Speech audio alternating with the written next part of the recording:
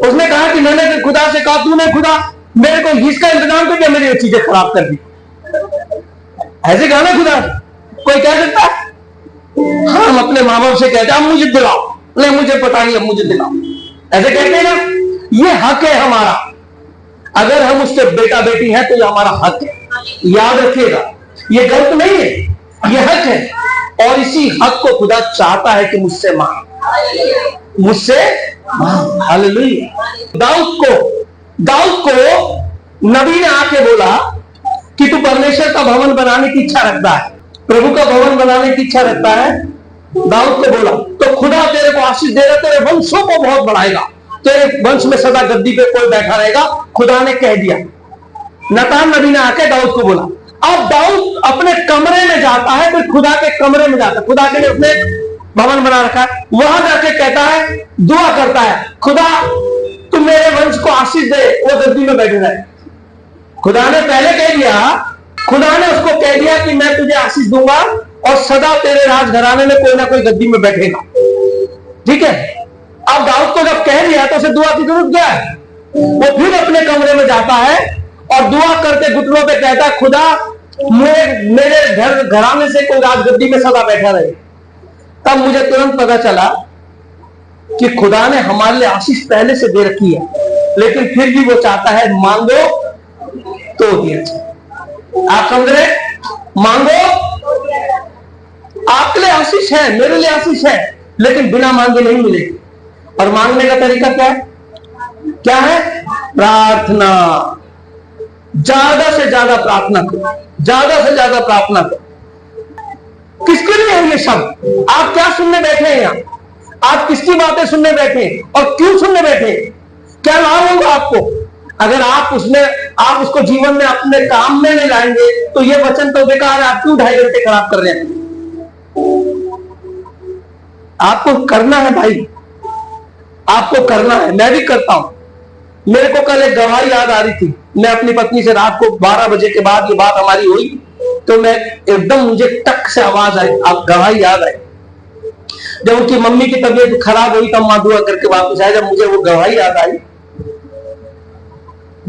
लगभग 2 साल तक एक फोड़ा था यहाँ पर, 2 साल तक, और हर दूसरे दिन उसमें से पस निकलता था।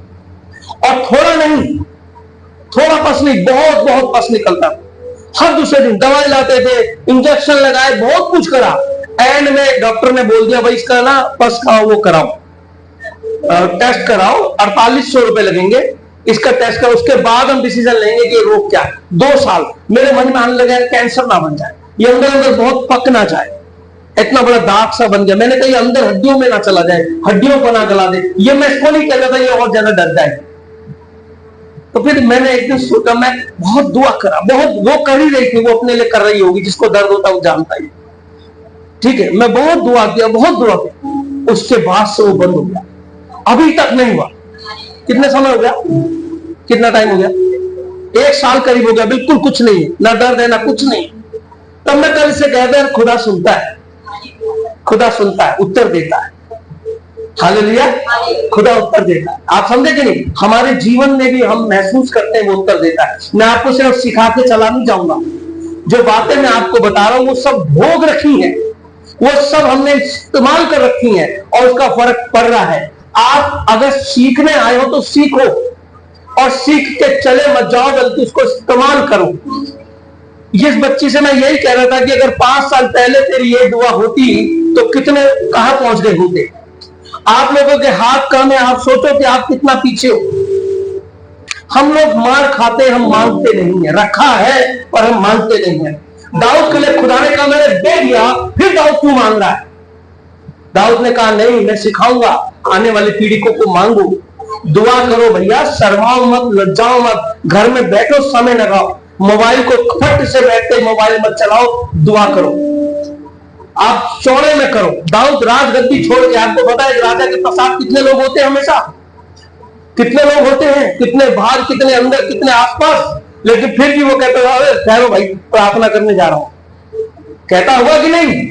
जैसे उस कमरे में घुस के जाता होगा, सब सन्नाटा हो जाता, तो भैया प्रार्थना कर रहे हैं, उसे कोई शर्म नहीं है, लज्जा नहीं है, वो जाता है। इसीलिए आज हम उसकी तारीफ कर रहे हैं, आपकी पीढ़ियां आपकी तारीफ करें। आपकी संतानें, आपकी कुछ तो करके जाओ उनके लिए।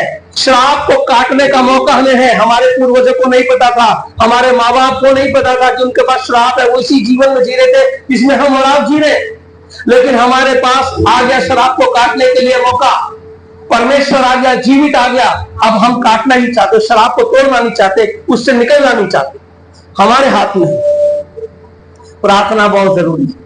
प्रार्थना करो, आप उसके बेटे बेटियां हो, आपके लिए पहले से रखा है, बस उसको लेना है। रखा है पर कनान देश में तुझे दूंगा। कहा था अब्राहम से कनान देश दूंगा, कहा था इसाक से कनान देश दूंगा, कहा था याकूब से कनान देश दूंगा। लेकिन वो जब देश में घुसे तो लड़ते लड़ते लड़ते 100 साल लग गए। कितने साल? 100 साल। जिस देश की वाचा खुदा ने बात, वो ले रहे थे, अपने देश को ले रहे थे, ऐसा नहीं मिल गया। उसने कहा तुम्हें 100 गुना मिलेगा, लेकिन दुख के साथ। संघर्ष करो, प्रार्थना करो, समय लगाओ, तब खुदा वो आशीष 100 गुना तुम्हें देगा जरूर।